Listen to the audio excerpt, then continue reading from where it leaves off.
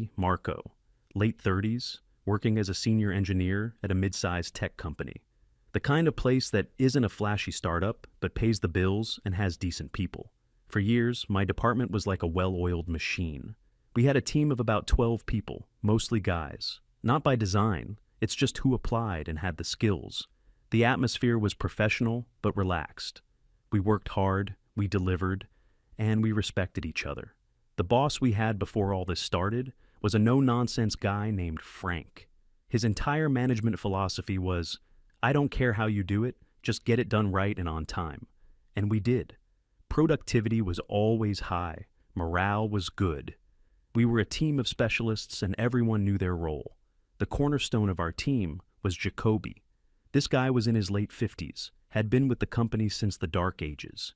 He knew every system, every client, every piece of legacy code like the back of his hand. If you were stuck on a problem, you went to Jacoby. He was the wise elder of the tribe. He wasn't officially a manager, but he was our de facto leader. Everyone looked up to him. Life was predictable, stable, and fair. Your performance was judged by the quality of your work. That's it. Then, a few months back, Frank announced his retirement. We gave him a nice send-off, wished him well, and then the speculation started about who would replace him. Most of us hoped Jacoby would finally get the official title he deserved. A couple of weeks later, corporate sent out a company-wide email introducing our new department head, Celine. The email had a picture of her, looked to be in her late 20s or early 30s.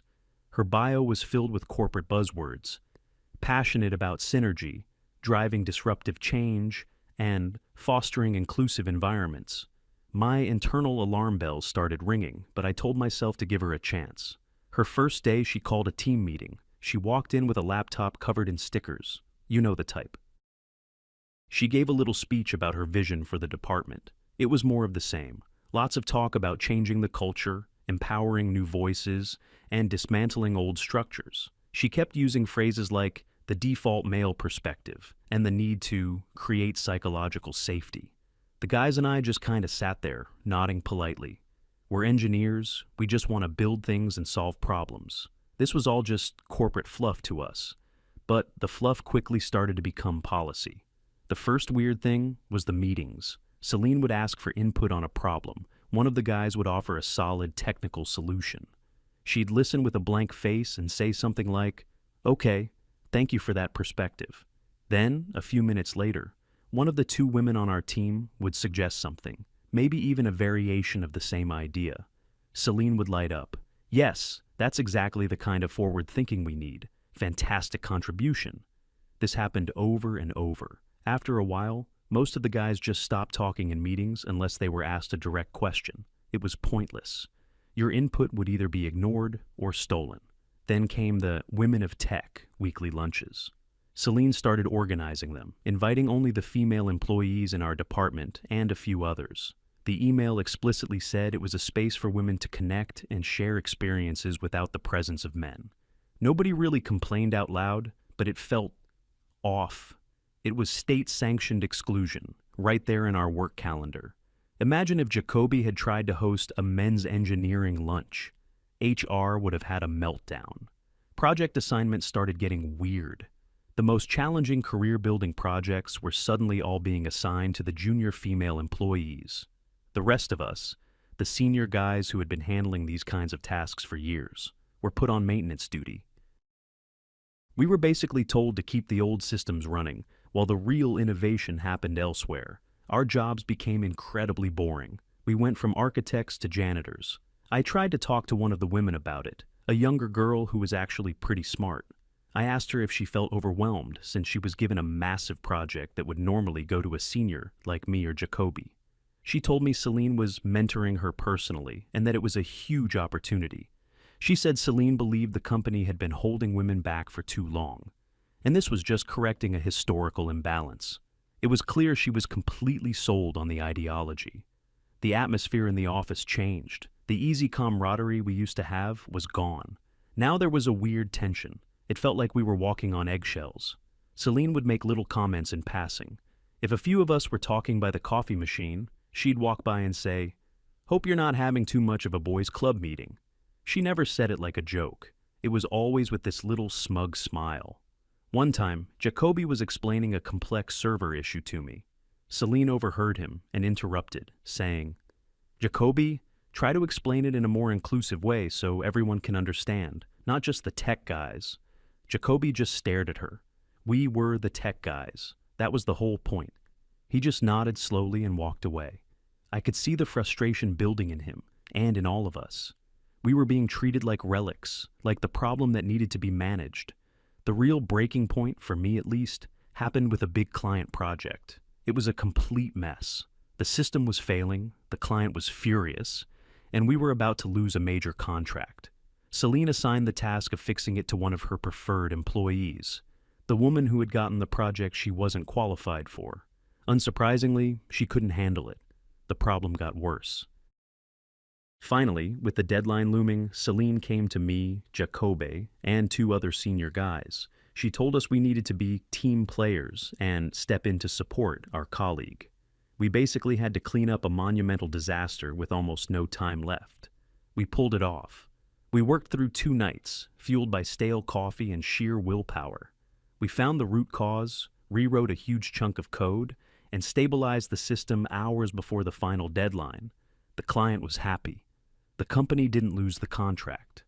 We felt like we had saved the day. A week later, there was a department-wide meeting to discuss the project. We all expected to get some credit, at least a simple thank you. Celine stood up at the front of the room and started talking about what a success the project was. Then she said, "I especially want to give a shout out to our project lead. She showed incredible leadership by delegating tasks and leveraging the full resources of her team under pressure. It's a great example of modern collaborative management. She gave all the credit to the person who caused the disaster in the first place. Me, Jacoby, and the other 2 guys weren't even mentioned by name. We were the full resources of her team. I just sat there in my chair, looking at the table. I felt this cold rage building inside me. It was such a blatant, shameless lie. After that meeting, I decided I had to say something. I wasn't going to be aggressive. I was just going to have an honest conversation with her, manager to employee. I scheduled a one-on-one meeting in her office. I came in prepared. I had a list of specific examples, the project assignments, the biased praise, the exclusive meetings. I started by saying I wanted to talk about team morale. I told her that many of the senior team members felt their contributions were being undervalued. I explained that we felt a divide was being created in the team, and that it was impacting our motivation. I tried my best to keep it professional and focused on team dynamics, not on her personally. She listened to the whole thing without saying a word, just staring at me with a perfectly neutral expression. When I finished, she was quiet for a few seconds. Then she said, "Marco, I appreciate you bringing your feelings to me. It takes courage to speak up." I felt a moment of relief. Maybe she was actually listening. I was wrong. She then leaned forward and her whole demeanor changed. She started explaining that what I was experiencing wasn't a real problem. It was my own discomfort with a shifting power dynamic. She told me that for decades, men had benefited from a system that prioritized them by default. What I perceived as fairness was actually just the continuation of that privilege. She said my feelings of being undervalued were actually just the experience of losing that unearned advantage. It was like talking to a brick wall. I tried to bring it back to the specific examples, like the client project. I asked her how it was fair that the people who did all the work were ignored, while the person who failed got all the credit. She had an answer for that too. She said that by giving the praise to a woman, she was disrupting the narrative that only men can be technical heroes. She told me that celebrating female leadership, even if their contribution was more managerial, was a crucial step in building an equitable workplace. She was basically admitting it was all for show. It was ideological theater. The final blow was when she looked at me and said, with a tone of clinical diagnosis, "You need to understand, your reaction is a classic symptom of male fragility. You feel threatened by a strong female leader, and you're interpreting her efforts to create equity as a personal attack." She recommended I take some of the company's online courses on unconscious bias. I just stood up. There was nothing left to say. I said, "Okay, I understand," and walked out of her office. I wasn't even angry anymore. I just felt this profound sense of hopelessness. You can't reason with someone who has an answer for everything, who can twist any fact to fit their worldview. Logic doesn't work, facts don't work. Any disagreement is just proof that you're the problem. I went back to my desk and told the other guys what happened. Nobody was surprised. They had all seen it coming. The morale in the department, which was already low, completely cratered. The guys adopted a new strategy: quiet quitting. We did exactly what was asked of us, and not one thing more. We clocked in at 9, we clocked out at 5. No more late nights, no more going the extra mile. Why bother? Your effort wouldn't be recognized anyway.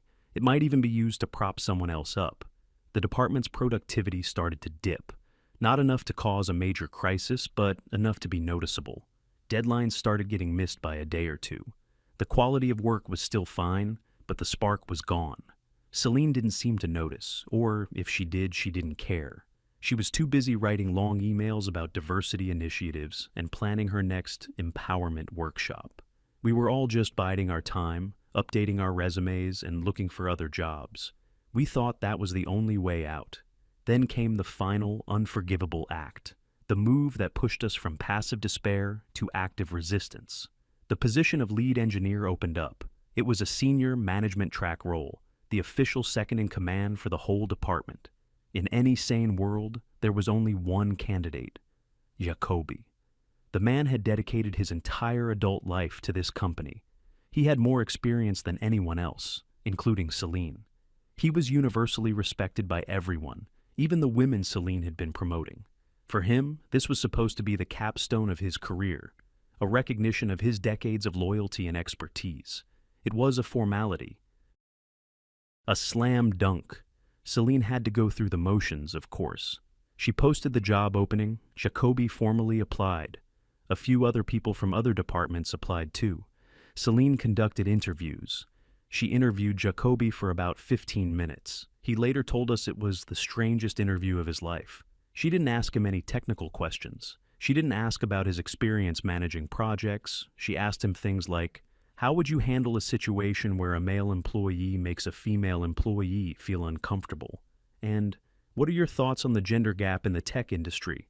It was an ideology test, not a job interview. A week later, Celine called a big team meeting, the announcement. We were all expecting to applaud for Jacoby. Celine stood at the front of the room with a huge smile on her face. She said she had some incredibly exciting news to share. She talked about how committed the company was to promoting from within and to breaking down old barriers. Then she announced the new lead engineer. It was a woman from the marketing department. I'm not kidding. Marketing. She had zero engineering experience. Her degree was in communications. The entire room was silent. You could have heard a pin drop. We were all looking at Jacoby. His face was like stone. He didn't react. He just stared straight ahead. Celine went on and on about how this was a bold, cross-functional hiring choice, and how the new lead would bring a fresh customer-focused perspective to our technical team. It was the most insulting, ridiculous thing I had ever heard in my professional life. She had passed over the most qualified man in the entire building for a completely unqualified woman, purely for ideological reasons. It was a slap in the face not just to Jacoby, but to all of us. It was a clear message. Your skills mean nothing. Your experience means nothing. Your loyalty means nothing. The only thing that matters is which boxes you check. The meeting ended. Nobody clapped. People just quietly got up and shuffled back to their desks. That afternoon, I saw Jacoby packing his things. He was cleaning out his desk, putting personal items into a small cardboard box. I thought he was quitting. I wouldn't have blamed him. My heart just sank. If Jacoby left, the department was truly finished. That evening after work, a few of us met up at a bar. The mood was like a funeral. Everyone was talking about leaving. The consensus was that the department was a lost cause. We were about an hour into it when Jacoby walked in. We were all surprised to see him. He sat down, ordered a drink, and was quiet for a bit, listening to everyone vent. Finally, when there was a lull in the conversation, he spoke. He told us he wasn't quitting. We were all confused. He said that watching everyone talk about running away was disappointing. He said, if you run, she wins. She gets exactly what she wants, a department full of compliant juniors who will never question her. Someone asked what else we could do. We'd tried talking to her. We had no power. And that's when Jacoby laid it all out. He started by saying that fighting her on the level of ideas was impossible. He told us you can't win a debate with a zealot. Their belief system is a fortress. He said that HR wouldn't help us because Celine was implementing exactly the kind of progressive policies that corporate HR loves to brag about. To them, Celine was a star. We were just the dinosaurs resisting change. So, he said, we stop fighting her on her terms. We fight her on the company's terms. What does the company care about more than anything? More than diversity, more than equity, more than all the buzzwords, money, and avoiding lawsuits? He looked around the table. We can't complain as individuals, he said. As individuals, we are disposable. Our complaints are just our fragile male egos. But as a group, he continued, as a collective bargaining unit, we have power. We were all just staring at him, not quite getting it. And then he said the word. We form a union. The word just hung there in the air. A union. It sounded like something out of a history book, something coal miners or factory workers did 100 years ago.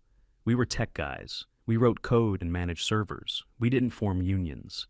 One of the guys, a younger network admin, was the first to speak. He said that was crazy, that the company would fire us all on the spot. But Jacoby was ready for that. He calmly explained that it's a common misconception. He'd spent the last few days doing a lot of reading on labor laws. He told us that federal law gives employees the right to organize. He said that it's illegal for a company to fire, demote, or retaliate against employees for trying to form a union. That's the whole point. It's protected activity. He explained the process. We needed to get a certain percentage of our department to sign authorization cards. Then we file a petition with the National Labor Relations Board. The company would be officially notified, and then there'd be an election. If we won the vote, the company would be legally required to recognize us as a union and bargain with us in good faith. Suddenly, it didn't sound so crazy. It sounded like a plan. It sounded like using a bigger, more powerful system to fight Celine's broken system. Jacoby emphasized the most important part. He said that Celine was arrogant. She was so convinced of her own ideological righteousness that she probably didn't even know these laws existed. He predicted that her first instinct, upon finding out, would be to do something emotional, something stupid, something illegal, and that would be the trap. We talked for hours that night. The mood shifted from despair to a kind of nervous, cautious excitement. For the first time in months, it felt like we had a path. We weren't just victims anymore. We agreed to move forward. Jacoby would be our leader. The next phase of our lives felt like something out of a spy movie. We communicated through an encrypted messaging app on a private group we called the Maintenance Crew. We never, ever talked about it at work. Not a word. Not a knowing glance. In the office, we were the perfect docile employees, quiet, compliant, doing our jobs with bland professionalism. We held secret meetings on weekends, in the back room of a public library or at a park. Jacoby had us doing homework. Our first task was to build a case. We needed to document everything, every instance of bias, every unfair decision, every passive-aggressive comment. We created a shared, encrypted document. We went back through months of emails. We documented the project assignments, showing how all the high-profile work was diverted from experienced men to inexperienced women. We documented the public praise, contrasting the glowing reviews for Celine's favorites with the complete silence about our own contributions. We even logged the Women of Tech lunches, noting the dates and the fact that they were company-sponsored events that explicitly excluded male employees. The story the data told was damning. It wasn't just a feeling of unfairness. It was a clear, provable pattern of discrimination. This document, Jacoby said, was our insurance policy. While we were doing this, Jacoby was in contact with a professional union organizer he'd found online. The organizer gave us advice, sent us the official authorization cards, and helped us understand the legal steps. He told us we had a very strong case. The day we signed the cards was a major milestone. We met at Jacoby's house. He had them all laid out on his dining room table. Signing that card was a strange feeling. It was a real physical act of defiance. It was a commitment. There was no going back. Every single man in the department signed one. Even the two younger guys who were initially scared. The injustice had touched everyone. We had well over the percentage we needed. The following Monday, Jacoby and the union organizer filed our petition with the NLRB. A clock started ticking. According to the law, the company would be served with a formal notice within a day or two. Those next couple of days at the office were the most surreal of my life. We'd all go about our work, debugging code, running diagnostics, acting like nothing was happening. But under the surface, the air was electric with anticipation. It was a shared secret that bound us all together like nothing before. We were just waiting for the explosion. It happened on a Wednesday afternoon. I was at my desk when I saw Celine walking quickly back from the executive wing. Her face was pale and her hands were shaking. She walked into her glass-walled office and slammed the door shut. A few minutes later, an email went out to the entire department. Subject: Mandatory Emergency Meeting. Conference Room B now. This was it. We all filed into the conference room. Nobody was talking. We took our seats around the big table. Celine was already there, standing at the head of the table. She looked like she was barely holding herself together. Her eyes were scanning our faces, one by one, looking for a flicker of guilt or fear. She found none. We all looked back at her with neutral expressions. She was holding a piece of paper in her hand. The official notice. She started talking. Her voice was strained, high-pitched. She said she had been informed of a deeply disturbing development. She said that a small, misguided group had taken steps to undermine the department's mission. She talked about how hard she had worked to build a culture of trust and inclusivity. Then, her composure finally broke. Her voice started rising. She accused us of being unable to handle a woman in a position of power. She said this was a coordinated, misogynistic attack. That we were trying to preserve our privilege and create a hostile work environment for women. It was a masterclass in projection, accusing us of everything she herself had done. She was pacing back and forth now. "This department is a team," she said, her voice dripping with venom. "And on my team, we do not tolerate sabotage. We do not tolerate this kind of toxic behavior." We just sat there, saying nothing, letting her dig her own grave, just like Jacoby predicted. She stopped pacing and slammed her hand on the table. The sound echoed in the silent room. "So, here's what's going to happen," she spat. "Anyone who signed this betrayal, can stand up, collect their things, and leave." She looked around the room, expecting, I think, for one or two guys to crack under the pressure. Nobody moved. Her face turned a shade of red I'd never seen before. This was not going according to her script. "You don't get it, do you?" she yelled. "This isn't a negotiation. This is an act of insubordination. You are actively working against this company's interests." She took a deep breath, trying to regain control, and then she said the magic words, the words we had been waiting for. "As of this moment, every single person who was a party to this disgusting plot is terminated. You're fired, all of you." She actually said it. Jacoby, who had been sitting perfectly still this whole time, just gave the slightest, almost imperceptible nod. The trap had been sprung. Right at that moment, as if on cue, the conference room door opened. Two figures walked in. It was the site director, Celine's boss's boss, and the head of human resources for the entire company. They were not smiling. Their faces were grim, professional, and radiating a level of corporate seriousness that I had never seen before. Celine's jaw dropped. She was not expecting them. "What's going on?" she stammered. "I'm handling a serious disciplinary issue." The director ignored her. He looked around the room at all of us. Then he looked back at Celine, his eyes like ice. "Celine," he said, his voice quiet but carrying immense authority. "What exactly did you just say to these employees?" She puffed out her chest, trying to reassert her dominance. "I fired them," she said defiantly, "for gross insubordination and attempting to create a toxic, unionized environment." The head of HR, a woman in her 50s who looked like she'd seen everything, physically winced.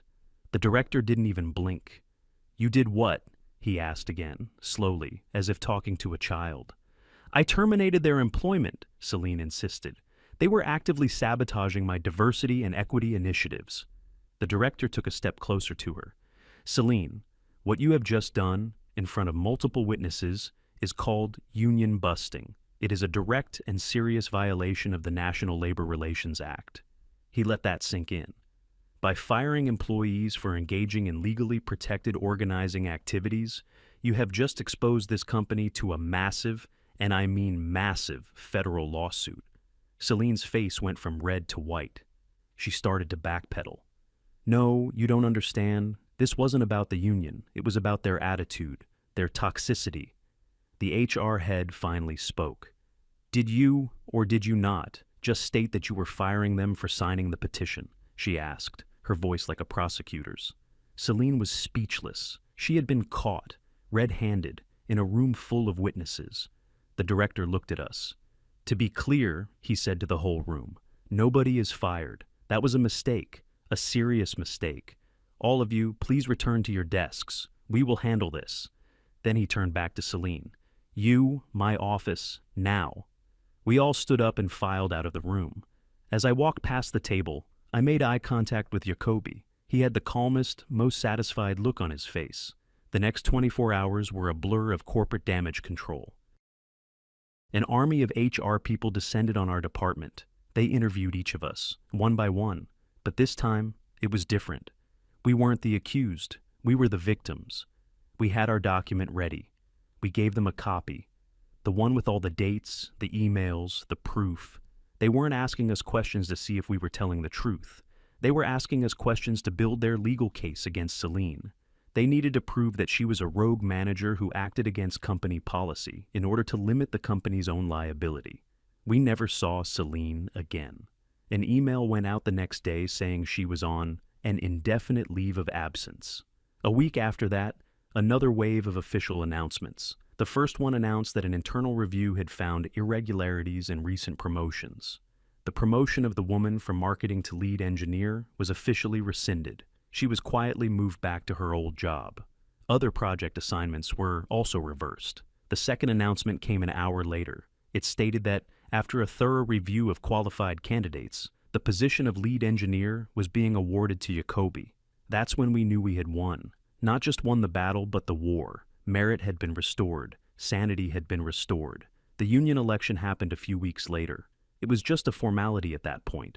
We voted unanimously in favor. Corporate didn't fight it. Their lawyers probably told them to just give us whatever we wanted to avoid the lawsuit. We didn't ask for much. Our contract mostly just formalized what we always thought we had. Promotions based on seniority and merit, clear and unbiased procedures for project assignments, and a grievance process that didn't involve being called fragile. Life in the department went back to normal. Well, a new normal. They brought in a temporary manager, a boring middle-aged guy from accounting who cared about nothing except spreadsheets and deadlines. It was wonderful. The tension was gone. The politics were gone. We could just come to work and work. The team became closer than ever before. We'd been through a war together. We'd trusted each other, and we'd won. Sometimes I think about Celine. I don't think she was evil. I think she genuinely believed she was a hero. She was so trapped in her own ideology that she couldn't see the reality in front of her. She thought she was fighting the patriarchy. But in the end, she wasn't defeated by male toxicity or some grand conspiracy. She was defeated by a few paragraphs in the National Labor Relations Act and a corporation's fear of litigation. She tried to play a game of culture war, but we responded by playing the game of corporate law. We just played it better. We never wanted to fight. We just wanted to be treated fairly, to be judged on the quality of our work. It took a long, stressful journey, but we got it back. And it all started because one old, wise engineer knew that you don't argue with fanatics. You just use the rules of the system they don't understand. V.